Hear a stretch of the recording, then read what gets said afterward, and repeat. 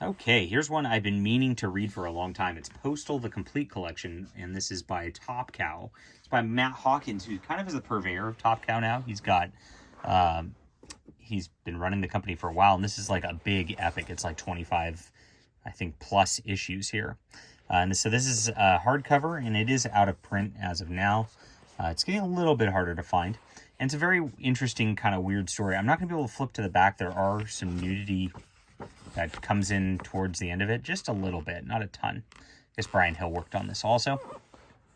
And then the artist was mostly Isaac Goodhart on the main story, and then there's a couple side stories also. They do like a Files and Origins sort of issue towards the end of it too, so you really get a lot of content with this. It centers around this guy here who's a postal worker, hence Postal, and he's like got major Asperger's, autism, whatever, and he's just a weird dude, but he just really notices things and is really good at coming up with plans. He's got a girlfriend who works at a diner, and you learn we're in kind of a creepy town. His mom's the mayor, and there's a lot of bad stuff happening around town. He kind of roots it out at the beginning, and it slowly unfolds what's going on with this town. And this is a town of criminals, and all of these criminals here are like put in this town, like they're off the grid. It's not even on Google Maps, and the FBI just kind of allows it to exist. The FBI agent who's doing so is actually banging that waitress diner chick, and there's a lot of corruption going on all the way up and down the chain. Now the art's okay. I think it's it can be a little stiff at some points, but this is like more of like a noir mystery, so it kind of fits with the story in a way that's like, the okay art just kind of works. Now the pacing, dialogue, and all that is really good, and the what's interesting is like I wasn't sold on this in the first few issues. Like there's a lot of like little setup of these little crimes that are happening that the main character kind of unfolds and kind of figures out. And then you get into this like personal stuff about this town and the mystery of the town and why it's there. That starts to come in around chapter 4 or 5. That makes it way more interesting. I gotta say, it's really, really dark. Everybody is super corrupt. Everybody's a criminal, of course. A lot of murderers, rapists, and things like that, like in this town. And so it's a really creepy sort of thing. But it turns out his father like tried to basically kill him, and he's got some cult he's leading elsewhere, and the town's kind of fighting against that a little bit. And you learn about all these townspeople over the course of this, who all have their own stories that are, back and, evil.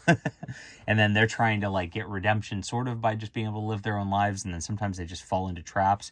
Another girl gets introduced later who's like a complete psychopath, and she just starts like slaughtering people, and they actually put her in a cage after a while. It's really, really dark on every level, but I enjoyed it.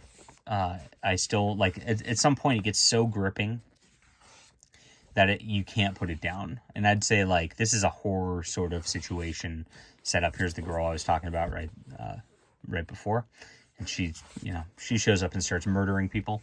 And there's this big confrontation that gets set up at the end, like his father's going to take back the town. His mother, gets all the town folk into an army, and there's a big standoff and a big battle at the end, basically, between all the groups that are showing up here. And here's the two girls kind of confronting each other. There's a lot of personal drama in this. You really start to just wonder what's going to happen with the guy, the Asperger's guy, his mom, etc. Over the course of this.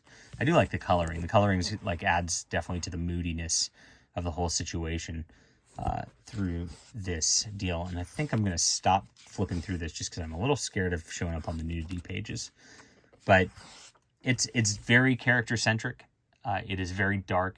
It is very disturbing at points. A lot of bad stuff happens, and a lot of them are bad people, so you don't feel that bad for it. But there's always like a good reason to turn the page is what's given here. And so I got the pacing level is just like a masterwork on this. It's very horror-y. And so that's about the whole book right there. And I'll leave it at that. So that's a pretty good overview, I think. The ending's kind of interesting. You kind of get a pretty good resolution, but then there's like 2 issues after it, which are just like character-centric issues. And the way that those go kind of are deflating, I want to say, for the characters. Just some bad stuff happens. It's like, oh, I guess they don't get a happily ever after. It's kind of, eh. And, I almost could do without those. I liked the main series a lot better than those, I think. But still, decent all the way around. It's not my vibe. I'm not into horror type stuff or gruesome type stuff, and there's a lot of that in here. So not really my thing, but it is really well done for that sort of deal. So 8 out of 10. That's it for now. Postal, the complete collection. Pick one up before you can't find one if this is your jam. Hit that like and subscribe button. We'll be back soon.